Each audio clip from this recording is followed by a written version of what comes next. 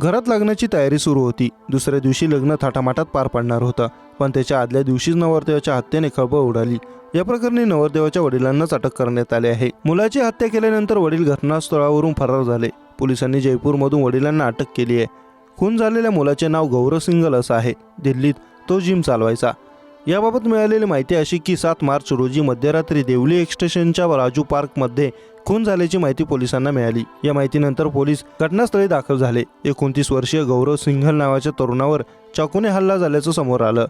कुटुंबियांनी त्याला रुग्णालयात नेलं, पण रुग्णालयात पोहोचण्याआधीच त्याचा मृत्यू झाला होता। घटनेनंतर पोलिसांनी घटनास्थळी पंचनामा केला। त्या ठिकाणी रक्ताचा सडा पडला होता। तरुणाला 15 वेळा चाकूने भोकसण्यात आलं होतं। चाकू मारल्यानंतर गौरवच्या मृतदेहाला फरफटत नेलं होतं। गौरवचा मृतदेह लवकर सापडू नये यासाठी प्रयत्न केले गेले होते। घरातील लोक लग्नाच्या इतर कार्यक्रमात होते। डान्स, म्युझिक सुरू होता। पोलिसांना शंका आहे की त्यावेळी घरात वडिलांनी इतर काही लोकांसोबत मिळून मुलगा गौरवची हत्या केली। पोलिसांनी सांगितले की गौरवचे वडील घरातून फरार होताना 50 लाखांचे सोने आणि 15 लाख रुपये रोकड घेऊन गेले होते। त्यांचा गौरवशी वाद झाला होता का याचा तपास पोलीस करत आहेत। खून प्रकरणात अशी शक्यता व्यक्त केली जात आहे की गौरवला लग्न करायचं नव्हतं।